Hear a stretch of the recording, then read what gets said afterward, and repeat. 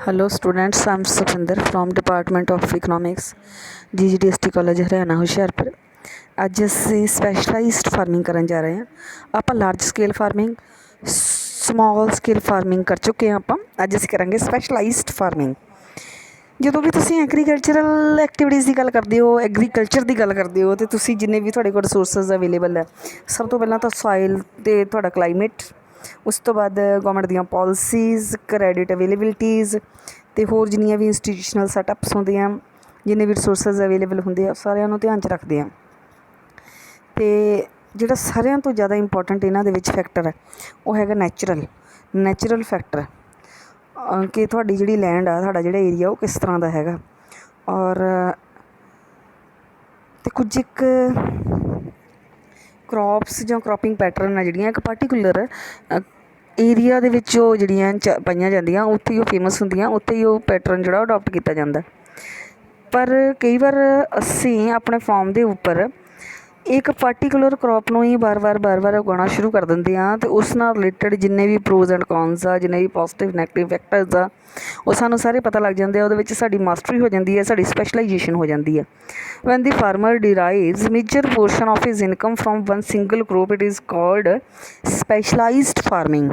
ਕਿ ਜਿਹੜੀ ਤੁਹਾਡੀ ਆਮਦਨ ਹੁੰਦੀ ਪਈ ਆ, ਜਦੋਂ ਉਹਦਾ ਮੇਜਰ ਪਾਰਟ ਲਾਈਕ 70-80% ਤੁਹਾਡੀ ਆਮਦਨ ਦਾ ਹਿੱਸਾ ਇੱਕ ਹੀ ਕਰੋਪ ਤੋਂ ਜਦੋਂ ਆਉਂਦਾ ਪਿਆ, ਤਾਂ ਆਪਾਂ ਕਹਿ ਸਕਦੇ ਹਾਂ ਕਿ ਤੁਸੀਂ ਉਸ ਕਰੋਪ ਦੇ ਵਿੱਚ ਜਿਹੜੀ ਸਪੈਸ਼ਲਾਈਜੇਸ਼ਨ ਆ ਪ੍ਰਾਪਤ ਕਰ ਲਈ ਹੁੰਦੀ ਹੈ। ਅਤੇ ਫਾਰ ਐਗਜ਼ਾਮਪਲ ਅਸੀਂ ਸਾਡੀ ਸਪੈਸ਼ਲਾਈਜੇਸ਼ਨ ਬੀਟ ਦੇ ਵਿੱਚ ਹੋਵੇ, ਤਾਂ ਉੱਥੇ ਫਿਰ ਫਲੋਰ ਮਿਲਸ ਆ ਜਾਣਗੀਆਂ, ਬੇਕਰੀਜ਼ ਜਿਹੜੀਆਂ ਡਿਵੈਲਪ ਹੋ ਜਾਣਗੀਆਂ। ਅਤੇ ਇਸ ਤਰ੍ਹਾਂ ਕਿ ਜਦੋਂ ਤੁਸੀਂ ਇੱਕ ਕਰੋਪ ਦੇ ਵਿੱਚ ਸਪੈਸ਼ਲਾਈਜੇਸ਼ਨ ਕਰ ਲੈਂਦੇ ਹੋ, ਫਿਰ ਉਹਦੇ ਨਾਲ ਰਿਲੇਟਡ ਲਾਈਕ ਜਿੱਥੇ ਸ਼ੂਗਰ ਕੇਨ ਜ਼ਿਆਦਾ ਪਾਇਆ ਜਾਂਦਾ, ਉੱਥੇ ਉਹ ਏਰੀਆ ਸਪੈਸ਼ਲਾਈਜੇਸ਼ਨ ਪ੍ਰਾਪਤ ਕਰ ਲੈਂਦਾ, ਉੱਥੇ ਫਾਰਮਰ ਵੀ ਸਪੈਸ਼ਲਾਈਜੇਸ਼ਨ ਪ੍ਰਾਪਤ ਕਰ ਲੈਂਦਾ ਉਹਦੀ ਪ੍ਰੋਡਕਸ਼ਨ ਦੇ ਵਿੱਚ।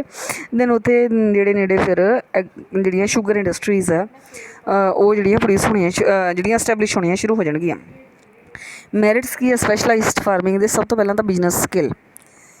ਸਪੈਸ਼ਲਾਈਜ਼ਡ ਫਾਰਮਿੰਗ ਹੈ ਜਿਹੜੀ ਸਪੈਸ਼ਲਾਈਜ਼ਡ ਫਾਰਮਿੰਗ, ਜਿਸ ਤਰ੍ਹਾਂ ਆਪਾਂ ਗੱਲ ਕਰ ਚੁੱਕੇ ਹਾਂ, when the farmer derives major portion of his income from one single crop, it is called specialised farming. Merits of specialised farming ਕੀ ਹੈ? ਸਭ ਤੋਂ ਪਹਿਲਾਂ ਹੈਗਾ ਬਿਜ਼ਨਸ ਸਕਿੱਲਸ।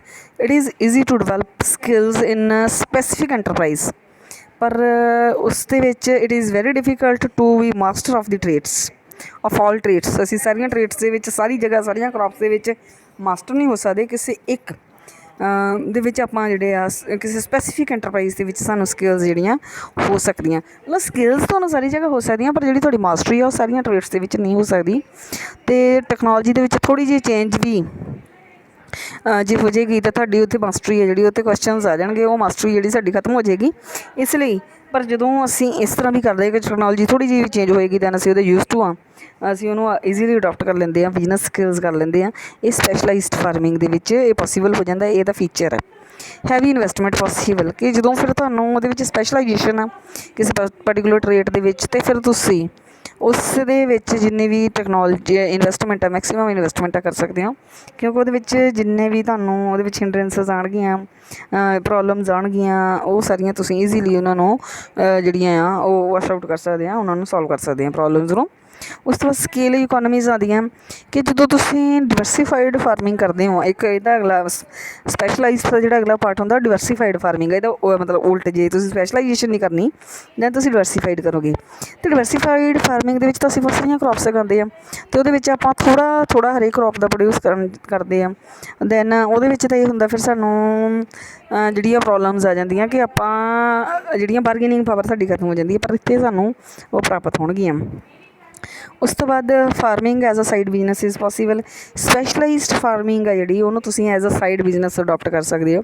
ਮੀਨਸ ਤੁਹਾਡਾ ਇੱਕ ਵੱਡਾ ਫਾਰਮ ਆ, ਲਾਰਜ ਸਕੇਲ ਦਾ ਫਾਰਮ ਆ, ਉਹਦੇ ਵਿੱਚੋਂ ਤੁਸੀਂ ਥੋੜ੍ਹਾ ਜਿਹਾ ਏਰੀਆ ਜਿਹੜਾ ਰੱਖ ਸਕਦੇ ਹੋ ਸਪੈਸ਼ਲਾਈਜ਼ਡ ਫਾਰਮਿੰਗ ਦੇ ਲਈ, ਬਾਕੀ ਦੇ ਉੱਤੇ ਤੁਸੀਂ ਬਾਕੀ ਐਗਰੀਕਲਚਰਲ ਐਕਟੀਵਿਟੀ ਜਾਂ ਕੋਈ ਹੋਰ ਵੀ ਐਕਟੀਵਿਟੀ ਕਰ ਸਕਦੇ ਹੋ। ਉਸ ਤੋਂ ਬਾਅਦ ਹਾਇਰ ਕੰਪੈਰੇਟਿਵ ਕਾਸਟ ਜਿਹੜੀ ਹੋਏਗੀ, ਕਿਉਂਕਿ ਤੁਸੀਂ ਸਪੈਸ਼ਲਾਈਜੇਸ਼ਨ ਕੀਤੀ ਹੈ, ਤੁਹਾਡੀ ਕਾਸਟ ਉਹਦੇ ਵਿੱਚ, ਕਿਉਂਕਿ ਮਾਡਰਨ ਟੈਕਨੀਕਸ ਅਡੋਪਟ ਕਰ ਲਓਗੇ, ਤੁਹਾਡੀ ਕਾਸਟ ਆ ਜਿਹੜੀ ਉਹ ਜ਼ਿਆਦਾ ਜਿਹੜੀ ਘੱਟ ਜਾਏਗੀ। ਔਰ ਕਾਸਟ ਘਟਣ ਦੇ ਕਰਕੇ, ਮਾਡਰਨ ਟੈਕਨੀਕਸ ਦੇ ਕਰਕੇ ਕਾਸਟ ਘਟੇਗੀ। ਕਾਸਟ ਘਟਣ ਦੇ ਕਰਕੇ ਤੁਹਾਨੂੰ ਜਿਹੜੀ ਹੈ ਬੈਨੀਫਿਟਸ ਹੋਣਗੇ, ਐਡਵਾਂਟੇਜਸ ਹੋਣਗੇ। ਨੈਕਸਟ ਹੈਗਾ ਜੀ demerits of specialised farming. Natural resource imbalance ਹੋ ਜਾਏਗਾ। ਤੁਸੀਂ ਇੱਕ ਹੀ ਤਰ੍ਹਾਂ ਦੀ ਕ੍ਰੌਪ ਵਾਰ-ਵਾਰ ਜਿਹੜੀ ਆ ਉਹ ਬੀਜੀ ਜਾ ਰਹੇ ਹੋ, ਉਹਨੂੰ ਪ੍ਰੋਡਿਊਸ ਕਰੀ ਜਾ ਰਹੇ ਹੋ, ਅਤੇ ਸਾਇਲ ਦੀ ਫਰਟੀਲਿਟੀ ਦੇ ਉੱਤੇ ਫਰਕ ਪਏਗਾ, ਕਿਉਂਕਿ ਕ੍ਰੌਪ ਰੋਟੇਸ਼ਨ ਸਾਇਲ ਦੀ ਫਰਟੀਲਿਟੀ ਨੂੰ ਬਣਾਈ ਰੱਖਣ ਲਈ ਕ੍ਰੌਪ ਰੋਟੇਸ਼ਨ ਬਹੁਤ ਜ਼ਰੂਰੀ ਹੁੰਦੀ ਹੈ। ਇਸ ਲਈ ਜੇ ਤੁਸੀਂ ਕ੍ਰੌਪ ਰੋਟੇਸ਼ਨ ਨਹੀਂ ਕਰਦੇ ਪਏ ਕਿ ਵਾਰ-ਵਾਰ ਕਰਦੇ ਪਏ ਪ੍ਰੋਡਿਊਸ ਕ੍ਰੌਪ ਨੂੰ, ਤਾਂ ਤੁਹਾਡੀ ਜਿਹੜੀ ਨੈਚੁਰਲ ਰਿਸੋਰਸ ਇੰਬੈਲੈਂਸ ਆ ਜਾਏਗਾ। ਰਿਸੋਰਸਿਸ ਜਿਹੜੇ ਆ ਉਹ ਉਹਨਾਂ ਦਾ ਵੇਸਟੇਜ ਹੋ ਜਾਏਗੀ, ਕਿਉਂਕਿ ਤੁਸੀਂ ਇੱਕ ਹੀ ਕ੍ਰੌਪ ਵਾਰ-ਵਾਰ ਉਗਾਉਂਦੇ ਪਏ ਆ, ਅਤੇ ਬਹੁਤੀ ਮਸ਼ੀਨਰੀ ਤੁਹਾਡੀ ਜਿਹੜੀ ਬਹੁਤੇ ਟਾਈਮ ਦੇ ਲਈ ਆਈਡਲ ਪਈ ਰਹੇਗੀ। ਮਤਲਬ ਉਹ ਮਾਡਰਨ ਟੈਕਨੀਕਸ ਲੈ ਆਉਂਦੀਆਂ, ਮਾਡਰਨ ਟੈਕਨੀਕਸ ਜਿਹੜੀਆਂ ਆਪਾਂ ਲੈ ਆਉਂਦੀਆਂ ਐਗਰੀਕਲਚਰ ਸੈਕਟਰ ਦੇ ਵਿੱਚ ਮਾਡਰਨ ਮਸ਼ੀਨਰੀ ਲੈ ਆਉਂਦੀ, ਪਰ ਉਹ ਥੋੜ੍ਹੇ ਟਾਈਮ ਦੇ ਲਈ ਯੂਜ਼ ਹੋਏਗੀ, ਅਦਰਵਾਈਜ਼ ਉਹ ਫਰੀ ਪੈ ਰਹੇਗੀ। ਡਿਪੈਂਡੈਂਸ ਔਨ ਮਾਰਕੀਟ, ਫਿਰ ਜਿਹੜੀ ਤੁਹਾਡੀ as it is non that the prosperity of the farmer depends upon the prizes, ਕਿ ਤੁਸੀਂ ਕਿੰਨਾ ਪ੍ਰਾਈਜ਼ਸ ਤੁਹਾਨੂੰ ਮਿਲਦੇ ਪਏ ਆ। ਅਤੇ ਜੇ ਸਪੈਸ਼ਲਾਈਜ਼ਡ ਫਾਰਮਿੰਗ ਦੇ ਕੇਸ ਦੇ ਵਿੱਚ ਤੁਹਾਡਾ ਕਿਤੇ ਪ੍ਰਾਈਜ਼ ਘੱਟ ਗਿਆ, ਤੁਹਾਡੇ ਪ੍ਰੋਡਿਊਸ ਦਾ ਪ੍ਰਾਈਜ਼ ਘੱਟ ਗਿਆ, ਤਾਂ ਤੁਹਾਨੂੰ ਜਿਹੜੀ ਲਾਸ ਹੋਏਗੀ। ਇਸ ਲਈ ਤੁਹਾਡੀ ਜਿਹੜੀ ਮਾਰਕੀਟ ਦੇ ਇਸ ਤਰ੍ਹਾਂ ਡਿਪੈਂਡੈਂਸ ਹੈ ਇਹ ਬਹੁਤ ਜ਼ਿਆਦਾ ਹੋ ਜਾਂਦੀ। ਫਿਰ ਉਹੀ ਰਿਸਕ ਬਹੁਤ ਹੈ ਕਿ ਜੇ ਤੁਹਾਡਾ ਕਿਤੇ ਪ੍ਰਾਈਜ਼ ਘੱਟ ਗਿਆ ਤਾਂ ਤੁਹਾਨੂੰ ਲਾਸ ਹੋਏਗੀ, ਜਾਂ ਕਿਤੇ ਕ੍ਰੌਪ ਫੇਲੀਅਰ ਆ ਗਿਆ ਤਾਂ ਨੈਚੁਰਲੀ ਕੋਈ ਪ੍ਰੋਬਲਮ ਆ ਗਈ ਤਾਂ ਲਾਸ ਹੋਏਗੀ।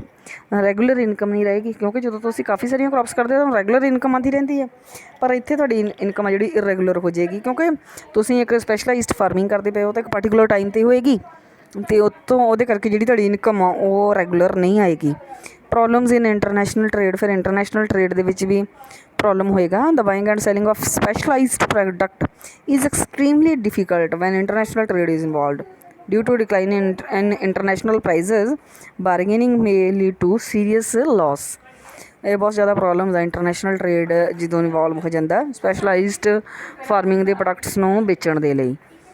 ਇਹ ਸੀ ਸਪੈਸ਼ਲਾਈਜ਼ਡ ਫਾਰਮਿੰਗ ਜਿਹੜੀ ਆ ਉਹਦੇ ਡੀਮੈਰਿਟਸ। ਅਤੇ ਇਸ ਤੋਂ ਅੱਗੇ ਜਿਹੜਾ ਨੈਕਸਟ ਟੋਪਿਕ ਆ ਸਾਡਾ ਡਿਵਰਸੀਫਾਈਡ ਫਾਰਮਿੰਗ ਆ, ਉਹ ਅਸੀਂ ਨੈਕਸਟ ਲੈਕਚਰ ਦੇ ਵਿੱਚ ਕਰਾਂਗੇ। Thank you.